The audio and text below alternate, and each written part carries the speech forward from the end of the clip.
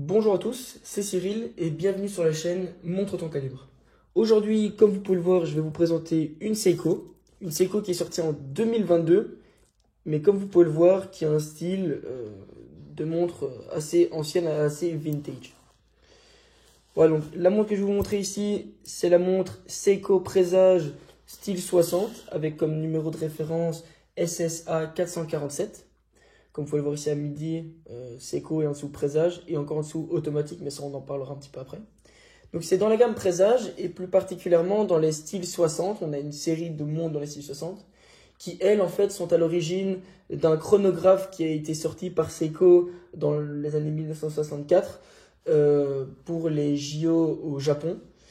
Une montre chronographe, c'est la Seiko Chronograph Crown il me semble, qui a eu un énorme succès. Et donc, en hommage à elle, ils ont ressorti des montres assez récemment, du coup, vu qu'on est en 2022, et on en a aussi eu quelques années avant, qui reprennent un peu le même style, sans le chronographe bien sûr, mais avec un peu le même style. Et donc là, on peut voir qu'on a une montre, à première vue, avec un peu un style vintage, tout en étant, donc qui donne un look assez classe, tout en ayant un peu une origine un peu une montre de plongée, mais qui ne l'est pas. Pourquoi?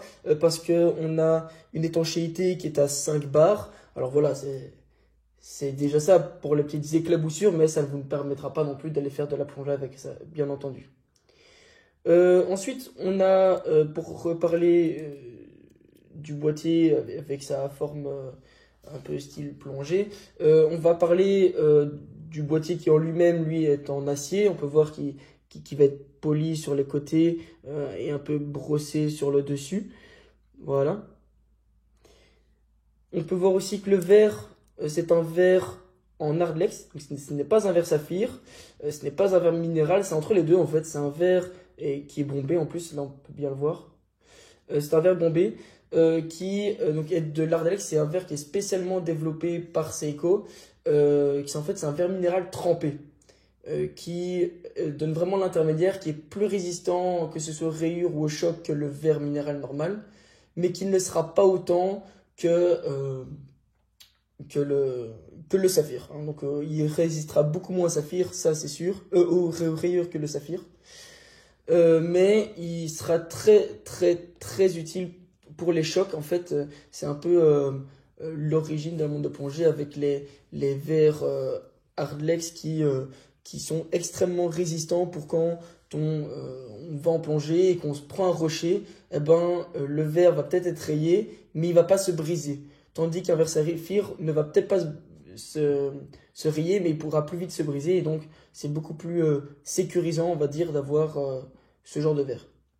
Voilà, donc il faudra quand même faire attention aux rayures, même si, honnêtement, c'est déjà très très très résistant comme verre. Hein. Je vous rappelle, c'est l'étape au-dessus du verre minéral, donc c'est déjà très bien. Ensuite, pour reparler donc, de la gamme style 60, pourquoi on a un peu un style vintage, on peut déjà voir ça rien que par le cadran, qui n'est pas blanc, blanc comme pourrait être la boîte qui est là. Hein. Non, non, c'est pas pareil, je pense que vous pouvez le voir. Voilà. C'est blanc cassé, hein, qui, je trouve, est très très très joli. En plus de la lunette qui est en noir. Je trouve que ça donne un contraste qui est superbe. Et c'est pour ça que je trouve que c'est une montre qui, en été, est très très bien apportée, ou même en soirée, parce que ce style 60, plus cette montre qui, à première vue, ressemble un peu à une montre de plongée, eh bien, je trouve que ça fait le combo parfait pour n'importe quel type de soirée ou n'importe quel type de sortie en plein air. Ensuite, pour parler encore une fois du reste des caractéristiques des dimensions, on va parler de l'épaisseur. C'est une épaisseur assez classique, 14,3 mm. C'est pas non plus énorme, c'est pas non plus peu. Je pense que c'est un entre-deux. Ensuite, je vais parler du diamètre à la fin, mais je vais parler d'abord de l'entrecorne. C'est un 20 mm classique. Et corne à corne, on est à 48,9 mm, bien entendu. Et pour le diamètre, ça je pense que c'est un de ses gros avantages, c'est que c'est un diamètre de 40,8 mm, Donc, c'est pas le 42 qui est trop grand pour beaucoup de poneys comme le mien, ou un 38 qui peut des fois être un peu trop petit. Non, là, on est pile poil à 40, même 41, allez, si on veut arrondir. Et ce qui fait que c'est déjà très très bien. Alors, je vais la mettre déjà une première fois, même si je la remettrai après. Donc, on le bracelet, voilà. Mais moi, j'ai un très très petit poignet, hein. Je pense que j'ai un poignet de 16 ou 17 centimètres, il me semble. Et donc, on peut voir que là, ça rentre plutôt bien. Voilà. Voilà. Voilà, donc je vais reprendre la montre. Donc, on a parlé des dimensions, on a même parlé des matériaux. Maintenant, ce que je vais parler, c'est des complications. Les complications, eh bien, on peut voir que ici, on va avoir un mouvement qui, d'ailleurs, j'ai oublié de parler du mouvement, excusez-moi, c'est un mouvement 4R57, voilà, qu'on peut voir, avec d'ailleurs le fond qui est transparent, voilà, et vissé, qui je trouvais très joli. Moi, j'adore en fait sur une montre voir ça parce que euh, si je suis passionné d'horlogerie, c'est surtout par le mécanisme que je trouve dingue dans sa conception. Et donc j'aime beaucoup voir le mouvement à l'arrière. Donc on peut voir ici sur la masse oscillante qui est en doré. Voilà, Seiko. Voilà. Je sais pas si on verra très très bien, hein, je suis désolé. Mais bon, voilà. Donc je reparlais donc, des complications. C'est donc... ah oui, excusez-moi, j'ai oublié de préciser, mais bien sûr, le 4R57 est pour un mouvement automatique, voilà. Qui offre une réserve de marge de 41 heures, et c'est justement sur ça que je vais embrayer. Comme on peut le voir, en fait, on a une des complications, qui est ici, avec une aiguille qu'on voit pas beaucoup, mais que je vais faire bouger, qui donne la réserve de marge, donc de E pour empty, et 40 parce qu'elle offre une réserve de marge de 40, même 41 heures.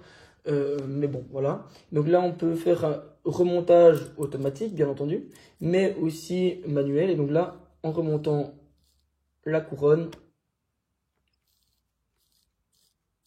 je vais pouvoir, voilà,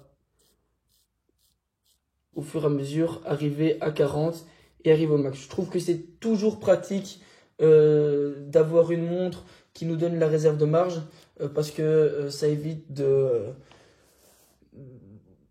d'être à court de batterie, j'ai envie de dire, et se préparer et directement pouvoir la remonter quand tout va bien. Voilà, vous commencez la journée correctement avec 40 et voilà.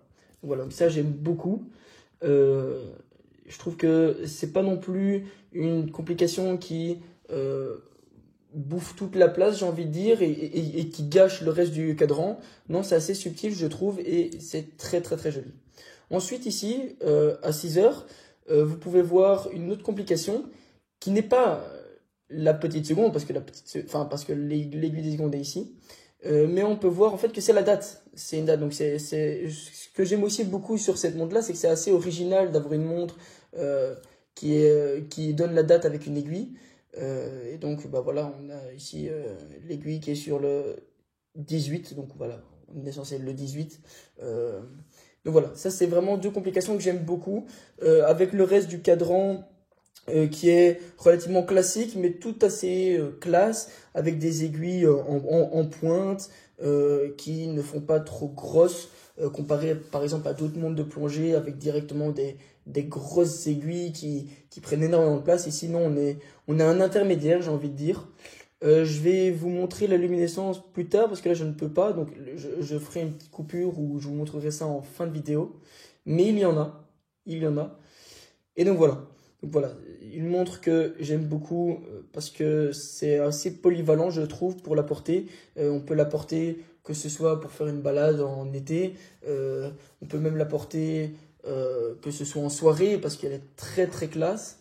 Et donc voilà, c'est vraiment une montre que je trouve très très très très très chouette. C'est une montre qui pèse 148 grammes. Voilà, donc c'est pas non plus énorme sur un poignet classique. Enfin, c'est assez classique. Comme on peut voir, on a une boucle déployante avec Seiko qui est ici. Voilà. C'est une montre qui a un prix de 670 euros, ce qui est relativement correct, même très correct, hein. Je rappelle que Seiko, c'est quand même une marque enfin une maison horlogère, pardon, qui n'est pas suisse, hein, donc qui est japonaise, mais qui est connue pour avoir un rapport qualité-prix presque imbattable. Elles ont une gamme de montres énorme, que ce soit en quartz, en automatique, qui sont dans toutes les gammes de prix. Et celle-là en est l'exemple avec une montre très très bien finie, vraiment. Pour 670 euros, montre automatique. Ici avec la réserve de marge, ici la date.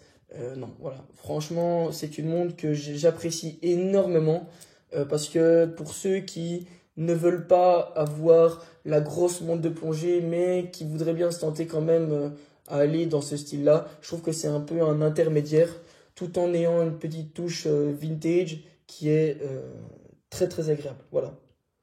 Donc, j'en ai fini pour cette vidéo. J'espère que ça vous aura plu. Et pour terminer, je vais, avant de faire le passage de luminescence, voilà, super lumineux là-bas, ben on va mettre la montre, voilà. Et on peut voir qu'elle n'est pas trop épaisse. Moi, j'ai vraiment un très petit poignet, mais franchement, en été, comme ça passe super bien. Et en plus, avec le verre qui est un peu bombé, ça donne encore une petite touche vintage qui est très très très agréable. Voilà. Voilà, j'espère que cette vidéo vous aura plu. N'hésitez pas à vous abonner à la chaîne Montre ton calibre. Et je vous laisse pour une prochaine vidéo.